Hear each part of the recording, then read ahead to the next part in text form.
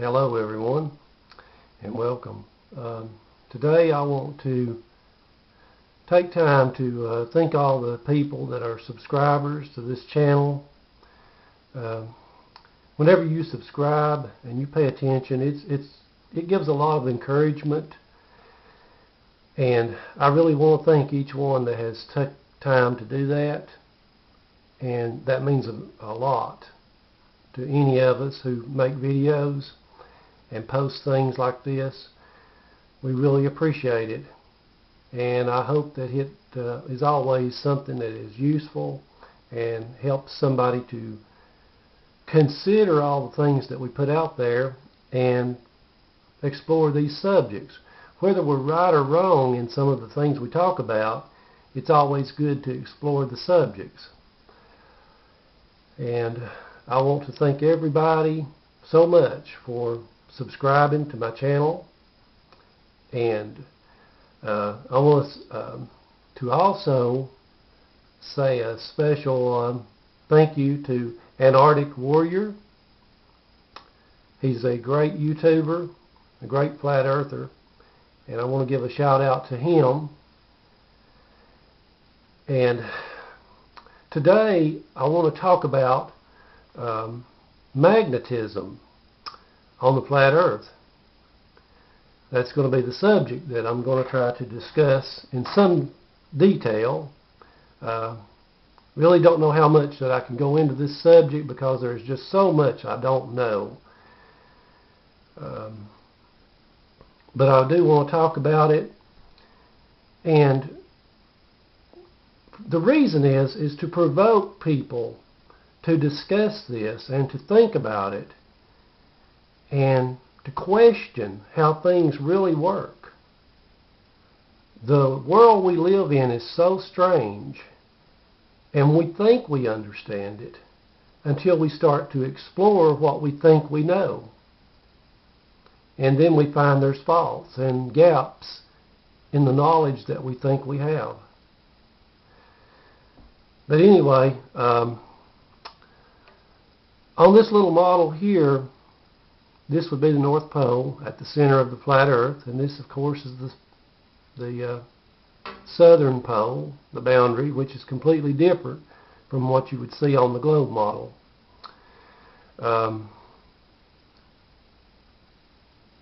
The magnetic field around our world here has got to be very strong, very powerful field. And it's really hard to say how this thing actually works because there is so many things involved in it. There's so many variables that affect this magnetic field. On our Earth, we have this huge body of salt water that surrounds the flat Earth. And this water is in motion, and that makes it become electrical when it's in motion. But as the tides move in and out, it causes some sort of an electrical current in this body of water. And that could be something that contributes to how the field works. Also, you have the sun and the moon that revolve around this. And the whole thing seems to work in two ways. One, it works like a clock. And the sun repeats the pattern and the moon repeats the pattern around the flat Earth. And it works just like a clock. And Gleason's map shows this probably better than any map out there, how the flat Earth works like a clock. And then on the other hand, it works a lot like an electric motor. When you consider all the energy from the sun that's put into the atmosphere, and you have all the energy in the oceans and in the water, all the minerals that are in the earth itself, it works a lot like an electric motor. Now, if you move from, say, down here in the south, and you're using your compass, and you move to the north, as you enter into the Arctic Circle up here, the compass begins to behave in an odd way. It'll start to spin and form all sorts of weird circles and do all kinds of crazy stuff, and it's just not accurate because everywhere here is north. And the field just kind of goes crazy. Now, when you get down to the southern pole, down here to the South Pole, which I can show it out this way, things are completely different. When you try to search for information about how magnetism works at the South Pole, there's just not very much out there to find. I've tried to do some research into this. I wanted to find some compasses that are made for this area, and they are very hard to find. I wanted to study about how the southern pole works and all these things, and it's just hard to find information about this. So at this point, I'm going to speculate and just give my own ideas here, and everything that I'm about to say can be completely wrong. I'm going to admit that before I even start, that everything I'm saying here can be completely wrong, but it may be also true. If the Earth, being a flat disk and working like a flat magnet, like a donut magnet, then the fields may react funny depending on where you are on this Earth. For instance, this field may not be as strong as the field in the south. And this is just my own opinion, but I believe that the southern magnetic field may be the stronger field of the two. Or at least in size, it's larger. And I believe that it is actually stronger. I don't know why that is. Maybe it's because of the shape. I just don't know. But anybody that can explain this any better, I mean, I'm willing to listen. I know a lot of you people out there are too. We want to learn. We want to understand how all these things work. But I believe that this field, this electrical field out here, is stronger than the North Pole. Now, other flat earthers, they say that that the North Pole is the only magnetic field, and there isn't one down here. I don't agree with that. They may be right, but I really don't agree with that. I need someone to prove that to me in a better way, because if you have a North Pole, you always have a South Pole someplace. But anyway, I would love to see other flat earthers do research into this subject and explain this in better ways than what I can even dare to do. But this field is, it's hard to say really. It may be created by the sun revolving around the Earth and creating an electrical field above the Earth and interacting with the water down here, interacting with the salt water.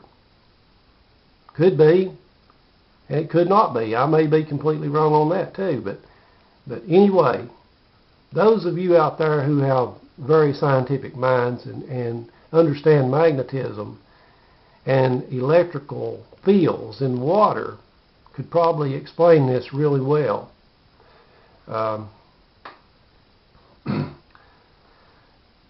I will show you an example here of a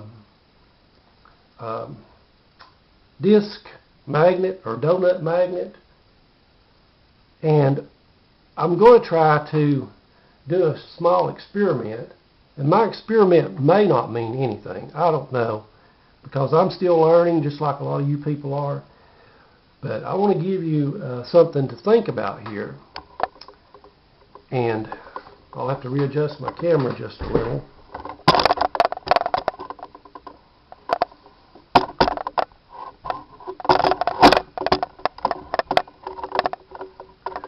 Okay.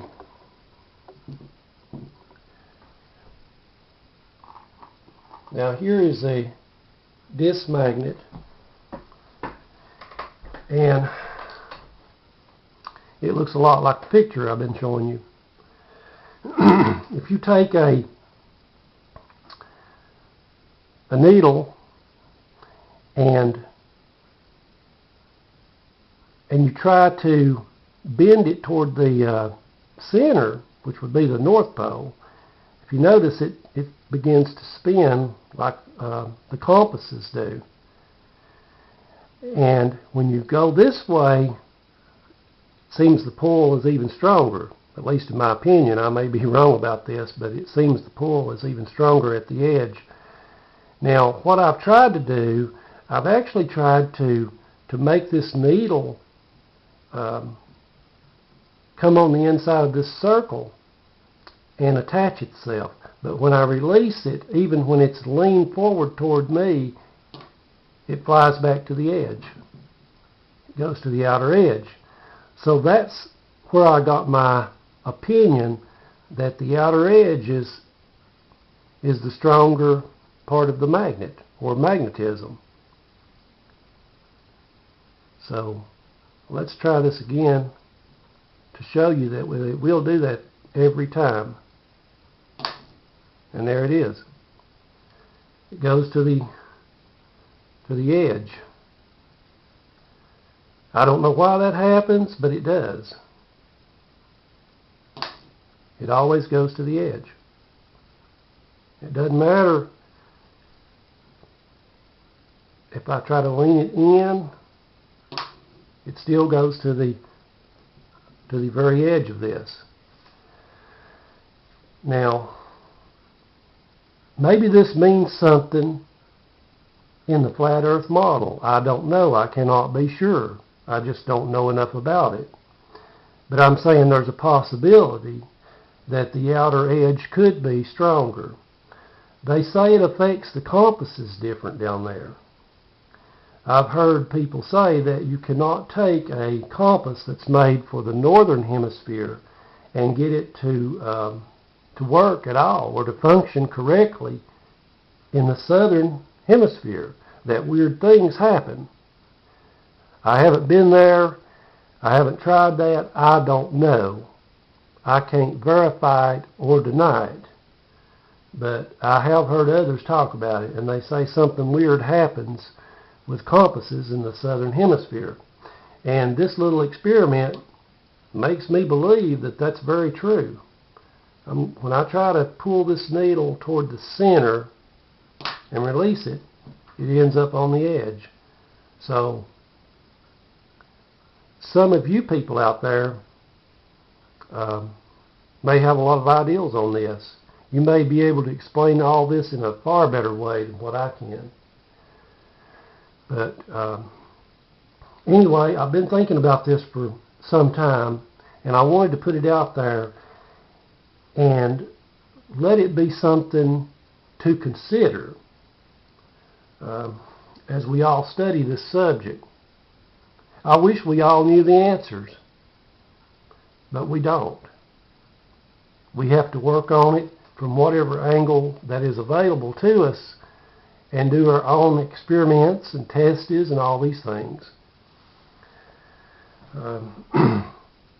Some time ago, a person was criticizing me on the internet and told me that I needed to learn how to use a compass. Well, I didn't bother to argue with the person that was making the comment. I didn't even respond to it. But as far as compasses, are concerned, I do know a little something about compasses. I actually like to use compasses, and these are just a few of the ones that I own.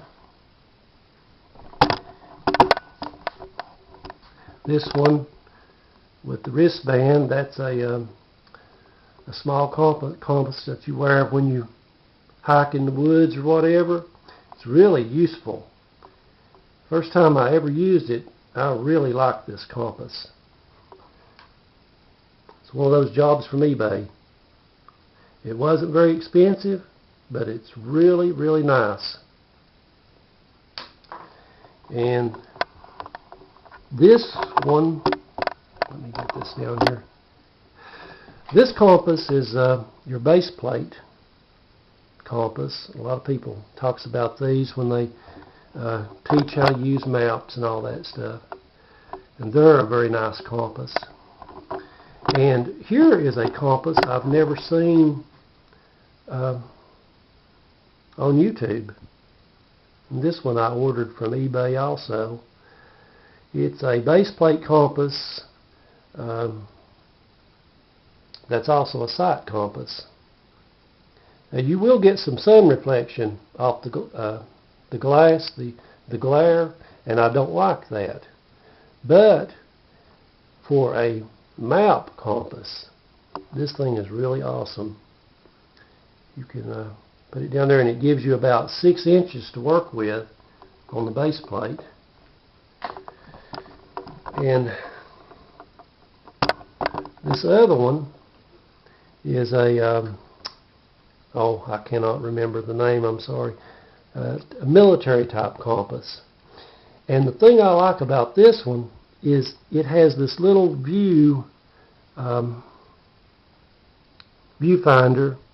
that you can look into and see the degrees. It's really great. I like this one.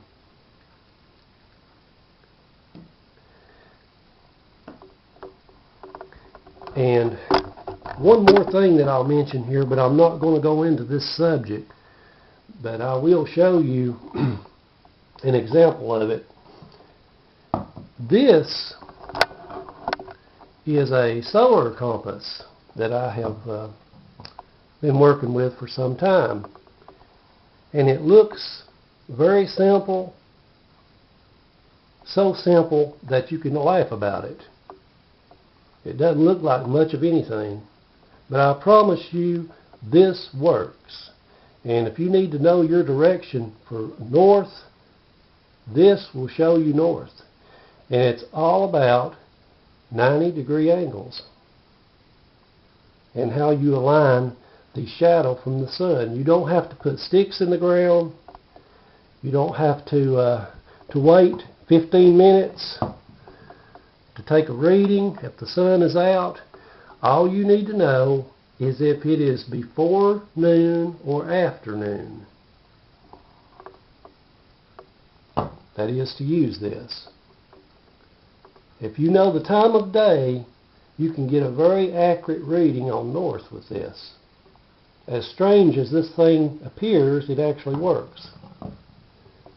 I've never seen anybody else use anything like this.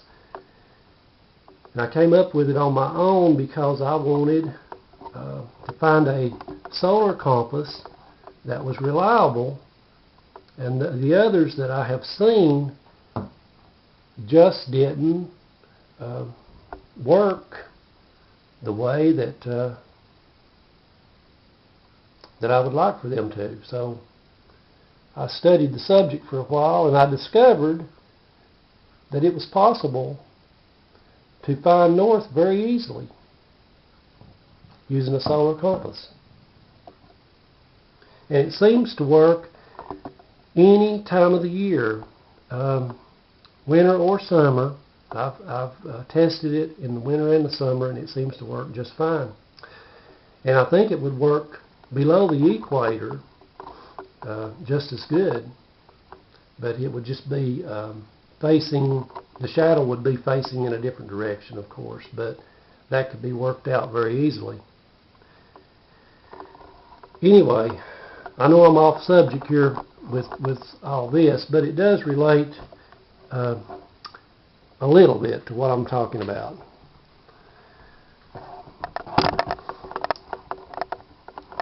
Okay, now back to this.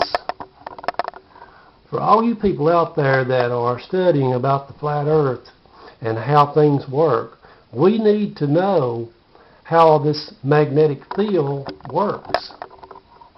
We need to understand this, and I'm sure there's other people out there that can really hone in on this and discover things that I don't even know how to comprehend. So I wanted to put this little piece of information out there, and I hope you enjoy it. Like and subscribe, and I really appreciate all the subscribers that have subscribed to my channel. In the future, I'm going to create other videos that are more Bible related, and I'm going to deviate away from the flat earth subject and probably do a study on the tabernacle in the wilderness. And I hope you enjoy that, because I plan some very interesting things with that. So for now, God bless, and everyone have a good day.